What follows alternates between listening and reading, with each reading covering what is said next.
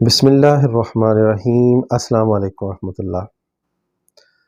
محترم واصف صاحب کے پاس ایک شخص آیا اور آ کر کہنے لگا، جناب اس وقت ملک کے حالات بہت خراب ہیں۔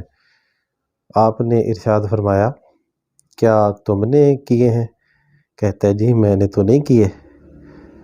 فرمایا، کیا تم انہیں ٹھیک کر سکتے ہو؟ کہتا ہے، میں ٹھیک بھی نہیں کر سکتا۔ مسکراتے ہوئے خوبصورت پنجابی جملے میں آپ نے جواب دیا، فرمایا تو پھر چپ کر کے چائے پی۔ عزیزان گرامی قدر، آج کل بھی ہمارے ملک کے حالات ٹھیک نہیں ہیں۔ ہمارے ملک کے حالات بہت خراب ہیں۔ ہمارا ملک ڈیفالٹ کی طرف جا رہا ہے۔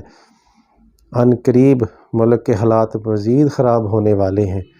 اس طرح کے جملے اور اس طرح کے الفاظ آپ کو اکثر و بیشتر سننے کو ملتے ہوں گے۔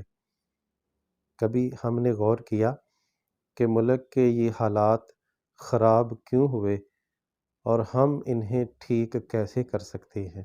یاد رکھیے، ملک قوموں سے بنتے ہیں اور قومیں افراد سے بنتی ہیں۔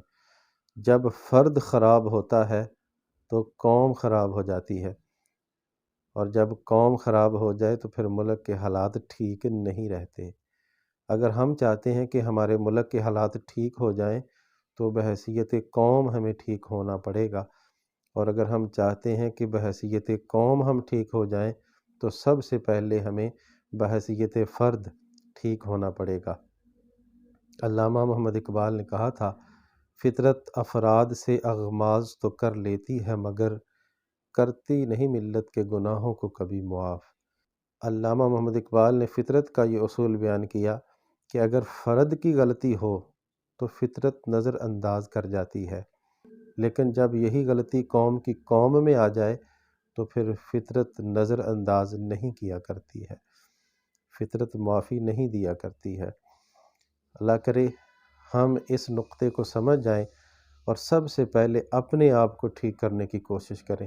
اگر ہم خود ٹھیک ہو گئے تو آپ دیکھیں گے کہ ہماری قوم ٹھیک ہو جائے گی، اور جب ہماری قوم ٹھیک ہو جائے گی تو اللہ کی بارگاہ سے بڑی امید ہے کہ ہمارے ملک کے حالات بھی ٹھیک ہو جائیں گے۔ اللہ تبارک و تعالی ہم سب کو خیر عطا فرمائے اور خیر کو تقسیم کرنے کا ہنر عطا فرمائے۔ آمین بجاہ النبی الامین۔